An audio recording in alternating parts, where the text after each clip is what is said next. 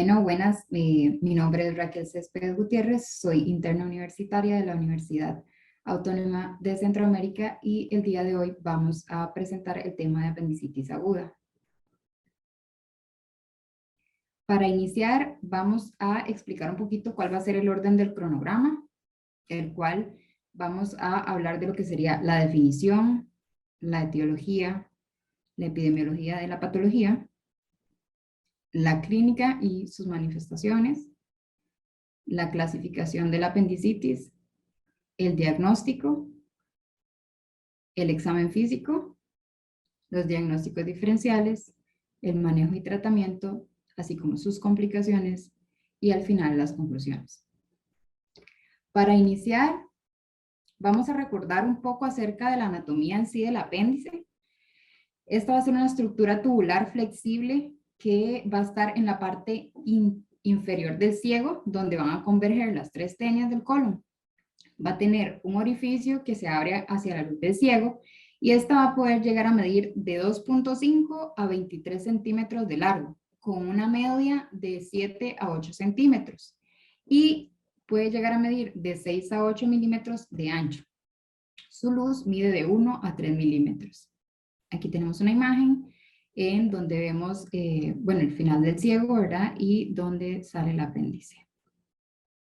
También es importante recalcar que, bueno, esta puede tener una ubicación más retrocecal, también podría ser más pélvica, preilial o retroilial, siendo la retrocecal la que tiene un mayor porcentaje hasta un 65%.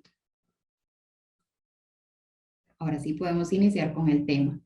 ¿Qué es en sí la apendicitis aguda? Pues esta va a ser una inflamación del apéndice que comúnmente va a estar ocasionada por una obstrucción de su luz, que esta, de persistir, puede empezar a crear lo que sería una invasión bacteriana y progresivamente infección, absceso de la mucosa, y en casos en donde no se atiende a tiempo y continúa, pues entonces llegaríamos a lo que sería necrosis, perforación y de esa manera peritonitis. La obstrucción puede ser causada por un fecalito, por hiperplasia linfoide, neoplasias, cuerpos extraños u otras razones. En esta imagen podemos ver a una persona que se está tocando a nivel de cresta ilíaca derecha, que sería más o menos donde se ubicaría el dolor en los pacientes que presentan la patología, y pues aquí vemos una imagen de una cirugía de la misma. Para su fisiopatología, ya anteriormente tocamos algunos puntos ahí específicos, pero vamos a entrar en detalle. Va a ocurrir oclusión de la luz apendicular. Consecutivamente se va a ver afectado lo que sería el drenaje, esto causando así lo que sería acumulación de moco y aumentando lo que sería la presión intraluminal. Va a haber una estasis intraluminal que va a favorecer lo que sería la proliferación bacteriana, distensión de las paredes de la misma y estimulación de los nervios, dolor visceral con sensación de dolor difuso. Aumenta la presión intraluminal por aumento de la presión venosa con oclusión de capilares y vénulas, provocando así congestión e inflamación de las paredes del apéndice. Isquemia de la mucosa que va a ser invadida por bacterias como mencionábamos anteriormente. Infección de la serosa y peritoneo parietal. Dolor somático en cuadrante inferior derecho. Y cuando la presión intraluminal y la presión arterial aumenta, va a provocar infartos y perforación. Ahora, en la epidemiología tenemos que recalcar que esta va a ser una de las causas por la que más van a llegar pacientes a sala de operaciones de manera urgente, en el caso de niños y adolescentes. Y vamos a tener un pico de incidencia en lo que serían entre 9 y 12 años. Sin embargo, eso no nos va a descartar que también puede aparecer en niños menores de 1 año o hasta neonatos. Sin embargo, esto es raro. También va a haber un discreto predominio en lo que serían los hombres y se dice que los residentes en áreas rurales y países menos industrializados tienen un riesgo menor de padecer la enfermedad que aquellos que viven en ciudades y naciones más desarrolladas, y esto es debido a la dieta. La incidencia estacional es inconstante y variable, aunque suele predominar en los meses de verano e invierno. La apendicitis aguda se va a presentar en 86 casos de cada 100,000 personas al año, como mencionábamos anteriormente, ¿verdad? En un pico entre los 10 y 13 años aproximadamente. Y su incidencia va a variar geográficamente. Sin embargo, tenemos un dato y que en Estados Unidos se diagnostican alrededor de 70,000 casos al año. Aquí tenemos un gráfico en donde se nos muestra que el mayor pico de edad en donde vamos a tener casos de apendicitis aguda van a ser de los 12 a los 23 años. Sin embargo, podemos ver que el gráfico abarca hasta personas de 95 años, por ende no deben de descartarse, pero sí tomar en cuenta pues, que la posibilidad es menor. Y el otro gráfico nos muestra que hay un marcado predominio masculino. Recuerdan que anteriormente les mencioné que aunque hay un predominio en esos rangos de edad que mencioné anteriormente, también podemos tener casos de apendicitis aguda en niños menores de 1 año. Aunque es infrecuente, es una enfermedad que deben de tener en consideración los médicos encargados de la atención a lactantes que vengan con fiebres, diarreas e irritabilidad atribuida a dolor abdominal. El riesgo de desarrollar apendicitis es menor en la niñez temprana. Sin embargo, mientras menor sea el paciente, la enfermedad va a cursar más rápido y por ende se incrementa el riesgo de perforación en estos pacientes. Aparte que, bueno, ¿verdad? Entre más pequeños cuesta más que nos sean más explícitos de cómo es el dolor que están teniendo y en la zona en que lo están teniendo. Algunas de las manifestaciones clínicas, el síntoma más característico por el cual nos llegan los pacientes va a ser dolor abdominal, por ende este va a ser el más importante y normalmente siempre está presente.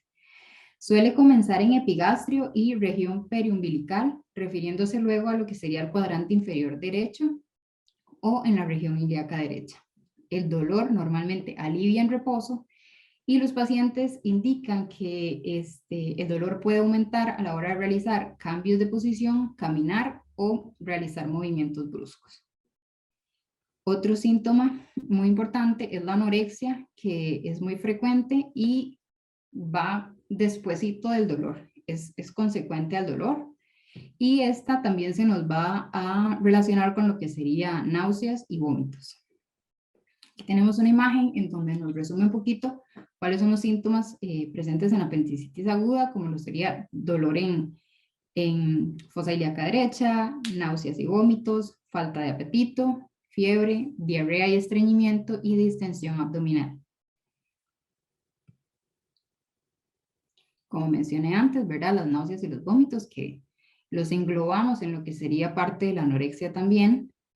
La fiebre, que inicialmente va a ser poco importante, pero conforme la evolución de la enfermedad y qué tan a tiempo la encontramos, esta podría ir aumentando, llegando a elevaciones bruscas en casos de perforación apendicular. Vamos a tener una triada y secuencia típica de Murphy, en lo cual vamos a tener 3 síntomas que deberían de llamarnos la atención en estos pacientes, que sería el dolor abdominal, fosa ilíaca derecha, la anorexia, como mencioné antes, náuseas y vómitos, y la fiebre, que normalmente aparecen en ese orden. Continuando con las manifestaciones clínicas, aparte de que mencionábamos que el dolor se dirige a lo que sería fosa ilíaca derecha, también recordemos que a la hora de hablar de la anatomía mencionamos que el apéndice puede tener diferentes ubicaciones. Entonces, dependiendo de esta ubicación, también el dolor podría estar localizado en otras zonas y esto también confundirnos un poco a la hora de hacer el diagnóstico. Por ende, deberíamos de tomarlo en cuenta para que no se nos vaya a pasar por alto el diagnóstico de este. Por ejemplo, en el caso de apéndice retrocecal, el dolor va a estar dirigido a flanco y dorso. En el apéndice pélvico podemos tener presencia de dolor suprapúbico y en el apéndice retroilial, en el caso de los hombres, podemos presentar dolor testicular. La fiebre, como mencionamos anteriormente, ¿verdad? Es importante, inicia un poco menor y conforme va aumentando y pues empieza a aumentar conforme su evolución y en casos de que sea una peritonitis, pues entonces aumenta bruscamente. Aquí tenemos una imagen que nos muestra un poquito las ubicaciones del apéndice, pues es un dibujo muy didáctico y siempre tener en cuenta porque, ¿verdad? Nos puede ayudar con lo que sería guiarnos cuando tenemos un diagnóstico un poco más difuso por guiarnos por la localización del dolor. Ahora, la clasificación de la apendicitis. Tenemos clasificación de manera macroscópica y microscópica. La clasificación macroscópica de la apendicitis aguda es muy variable. El aspecto exterior, que sería lo que el cirujano puede ver, puede diferir según la extensión y severidad de las lesiones histopatológicas, que serían las que el patólogo ve.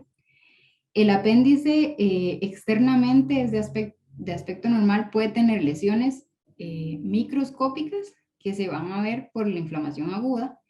En anatomía patológica se reconocen en general 3 estadios de la enfermedad, que va a ser apendicitis aguda, temprana o inicial, que a veces se le puede llamar apendicitis aguda simple. Tenemos la apendicitis aguda supurativa y por último la apendicitis aguda gangrenosa. También podemos encontrar la clasificación de no complicadas y complicadas, siendo las no complicadas la apendicitis catarralo-edematosa o la flegmonosa o fibrinosa, y por parte de lo que serían las complicadas, tenemos la gangrenosa o cuando ya tenemos la presencia de una apendicitis perforada.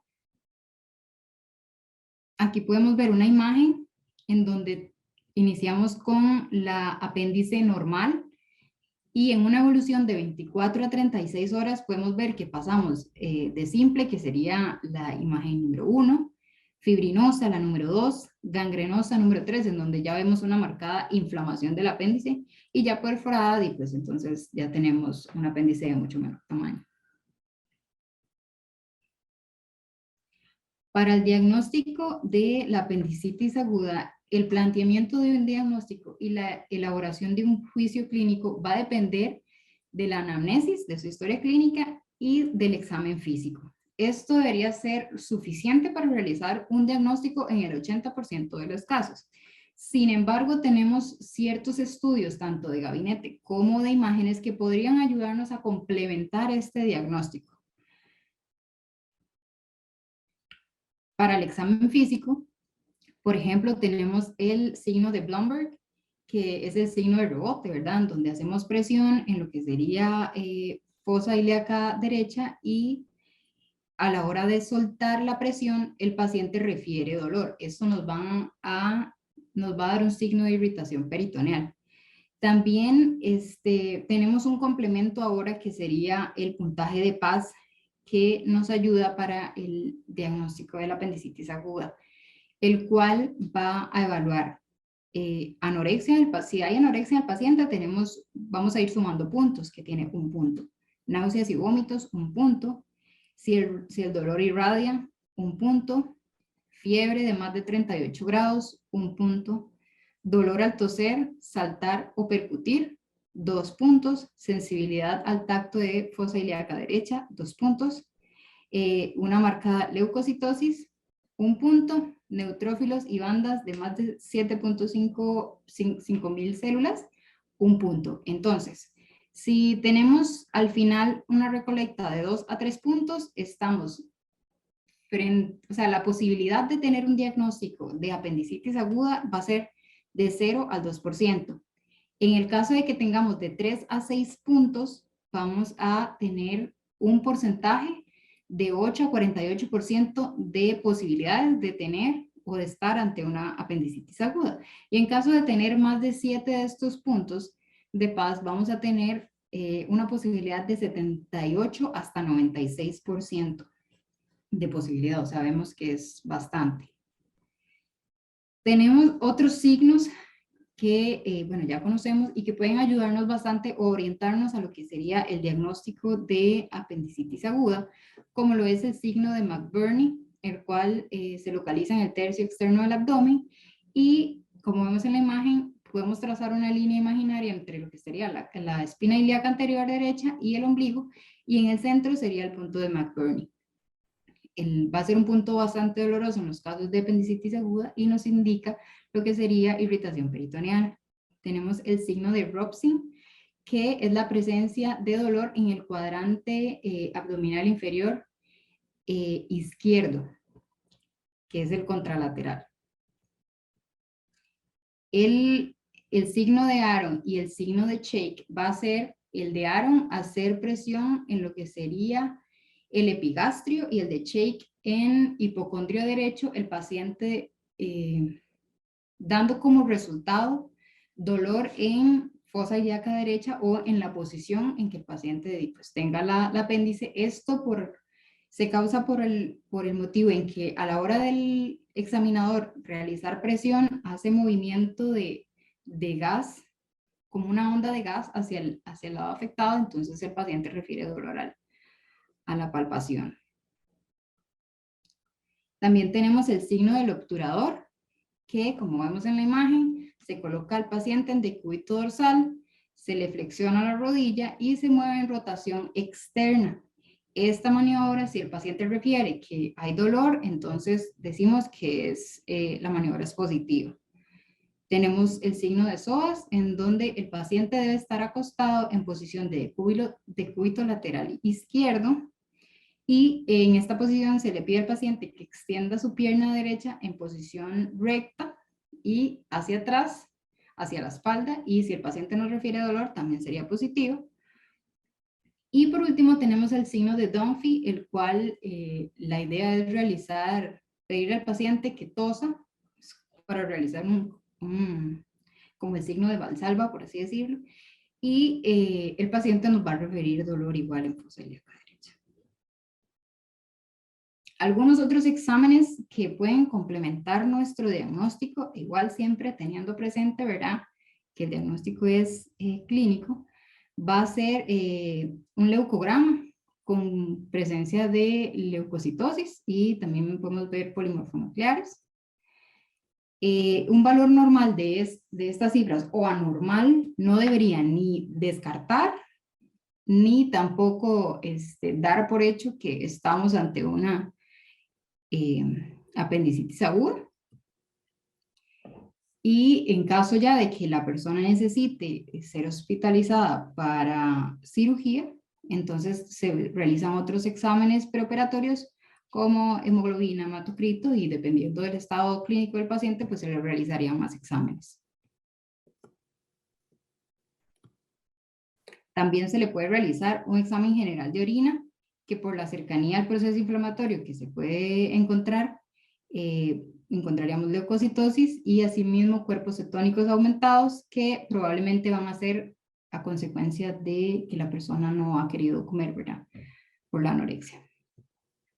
También se puede realizar una PCR, en la cual vamos a tener valores elevados como manifestación inespecífica de un problema inflamatorio, ¿verdad? Entonces esto tampoco nos puede dar el diagnóstico específico de que estamos ante apendicitis, porque simplemente nos dice que estamos ante un proceso inflamatorio. Simplemente nos ayudan a corroborar el diagnóstico clínico que ya nosotros hicimos anteriormente. Tenemos algunos estudios por imágenes que se pueden realizar, por ejemplo, la radiografía simple de abdomen, la cual no se utiliza de rutina, pero puede ser útiles en casos en donde estamos dudando del diagnóstico. Esta va a tener una baja sensibilidad y una baja especificidad. También se puede realizar un ultrasonido, que en centros pediátricos especializados, el estudio ha demostrado tener una especificidad y una sensibilidad del 90%. Para el diagnóstico se utilizan diferentes criterios, como ver el grosor del apéndice, que sea superior a 6 milímetros, que haya ausencia de compresibilidad, que haya masa compleja en fosa ilíaca derecha o presencia de un apendiculito. Se puede realizar también lo que sería un TAC y una resonancia magnética, las cuales son muy sensibles, y muy específicas en un 95%, pero sabemos que tiene un alto costo y en un diagnóstico como apendicitis, pues podríamos omitirlo porque podemos hacer el diagnóstico de otras maneras. Algunos diagnósticos diferenciales.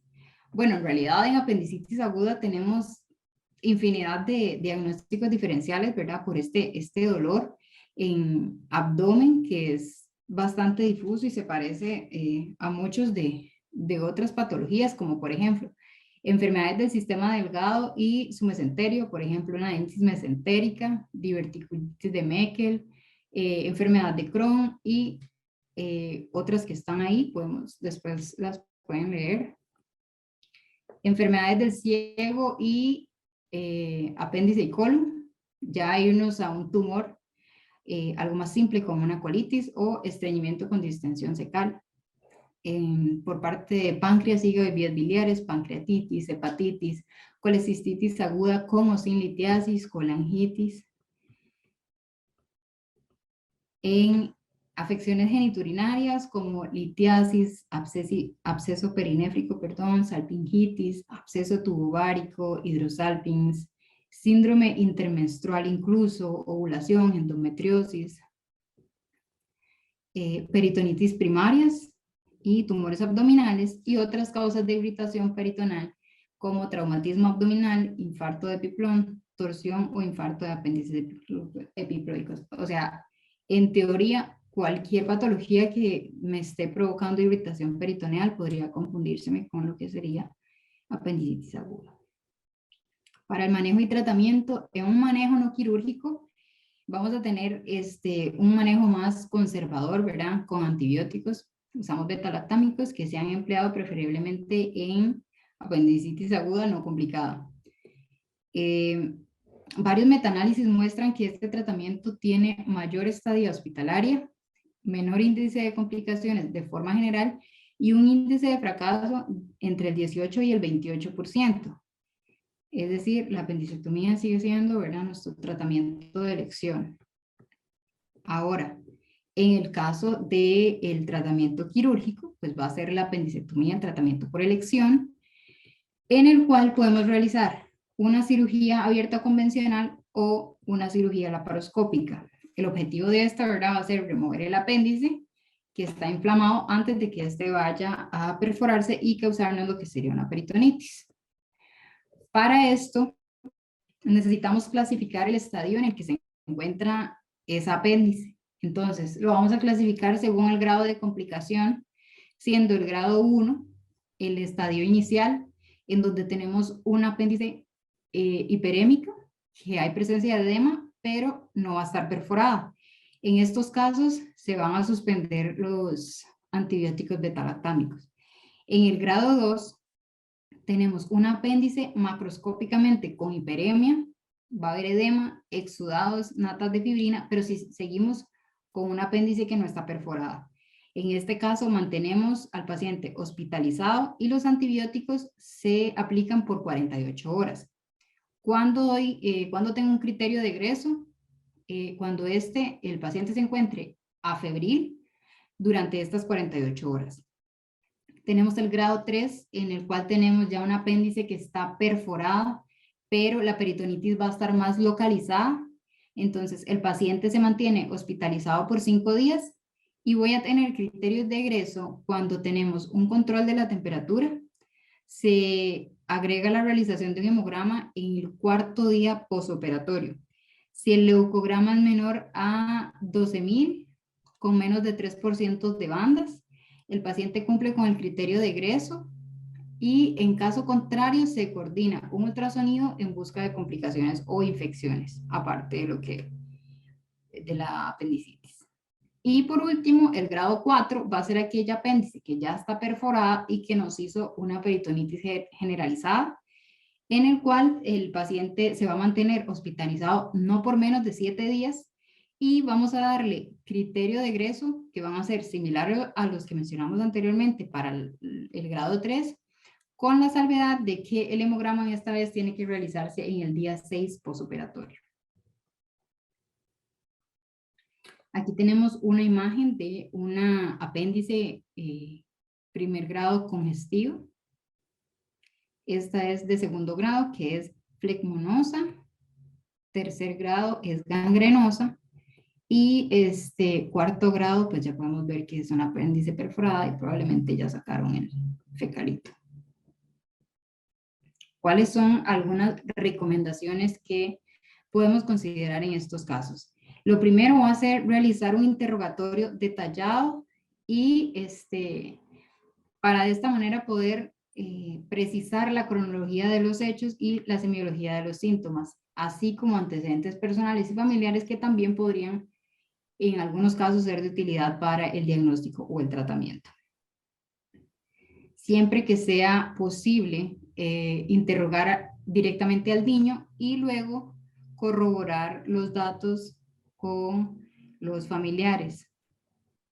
Procurar la confianza del niño para así facilitar el examen, es decir, cuando estamos realizando el examen físico, entonces evitar los puntos más dolorosos con el niño, empezar por las partes donde no le duelen y de último dejar las partes más molestas para él. Si se trata de un adolescente, indagar la fecha de la última menstruación y si ya tiene relaciones sexuales y qué método anticonceptivo emplea, ya que también como diagnóstico diferencial, ¿verdad? Tenemos un embarazo ectópico, por ejemplo. Entonces es importante indagar esa parte. Por último, si hay dudas en el diagnóstico, los síntomas datan de pocas horas y si el estado del niño lo permite, es mejor hospitalizar al paciente. Se suspende la administración oral, nada bioral, y se rehidrata por vía parenteral. Y después se reevalúa un tiempo después, ojalá por el mismo médico que ya lo había evaluado. Aquí les traigo un caso clínico, el cual es una niña de 10 años de edad con dolor abdominal que tiene 24 horas de evolución y vómitos. Se llama Julia. Esta paciente ingresa al servicio de emergencias por presentar dolor abdominal de localización periumbilical, que comienza 24 horas previas a la consulta. El día de la fecha se agregan 2 episodios de vómitos y aumento de dolor de predominio en la fosa ilíaca derecha. En ese caso, bueno, ¿verdad? Ya tenemos el dolor abdominal, los vómitos de la paciente que tienen 24 horas, entonces deberíamos de ya irnos guiando, ¿verdad? A buscar esa tríada de síntomas que son características de la enfermedad. Como antecedentes perinatales tenemos que es una recién nacida de término a las 40 semanas, que en su momento pesó 2.700 gramos, no refiere a antecedentes patológicos de importancia y esta sería su primer internamiento.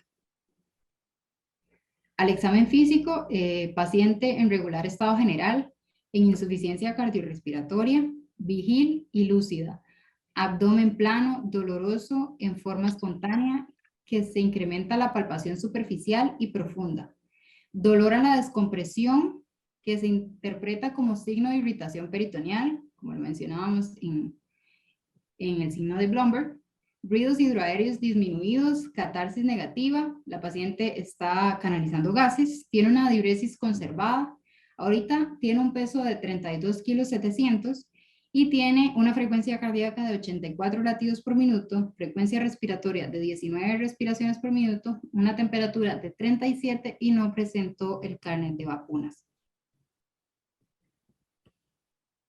Le hacemos exámenes complementarios. En el hemograma nos presenta glóbulos blancos de 2.600, neutrófilos de 77%, linfocitos del 15%, hemoglobina de 11.3, un hematocrito de 33.6, plaquetas de 306.000, una glicemia de 93, urea de 22 miligramos por decilitro y una amilasa de 50 unidades. Al electrocardiograma tenemos un ritmo sinusal con trazado normal, una radiografía de tórax donde ventila 7 espacios intercostales sin evidencia de imágenes patológicas, una radiografía de abdomen en donde no impresiona niveles hidroaéreos, hay presencia de aire distal, sedimento urinario, nos muestra regulares células, leucocitos de 4 a 6, una mucosa regular y gérmenes escasos. Considerando el examen físico y la historia clínica de la paciente e incluso los laboratorios, fundamentando el cuadro como abdomen agudo quirúrgico, se realiza una evaluación por cirugía infantil, quien decide resolución quirúrgica con diagnóstico presuntivo de apendicitis aguda. Se le da tratamiento de ayuno, hidratación parenteral, medidas higiénico-dietéticas, diclofenaco 3 miligramos por kilo por día, ranitidina 5 miligramos por kilo por día, ampicilina sulbactam 150 miligramos por kilo por día, el cual ya cumplió 3 días, y el diagnóstico al egreso va a ser una apendicitis gangrenosa, para la cual el tratamiento de egreso se le da amoxicilina con ácido clavulánico 40 miligramos por kilo por día a completar por 10 días. Entre las conclusiones, tenemos la apendicitis aguda es la patología abdominal de urgencia más frecuente en los niños y si bien tiene una incidencia escasa en los primeros 3 años, no podemos excluir el diagnóstico por completo en neonatos ni en menores de 3 años. La apendicitis aguda se puede clasificar como complicada y no complicada y de esto va a derivar su manejo y su tratamiento. Su diagnóstico va a ser fundamentalmente clínico y habitualmente existe un retardo en el diagnóstico. Es importante conocer los signos que podemos realizar a la hora del examen físico para de esta manera orientarnos mejor para hacer el diagnóstico adecuado y evitar retrasos en el diagnóstico. Y las técnicas quirúrgicas han evolucionado y la cirugía de la apendicitis aguda puede realizarse de tanto forma convencional como laparoscópica. Si bien los antibióticos pueden ser útiles, siempre tener en cuenta que la apendicectomía sigue siendo el tratamiento de elección. Esta es mi bibliografía. Muchas gracias por su atención. Espero que esta información haya sido de su agrado.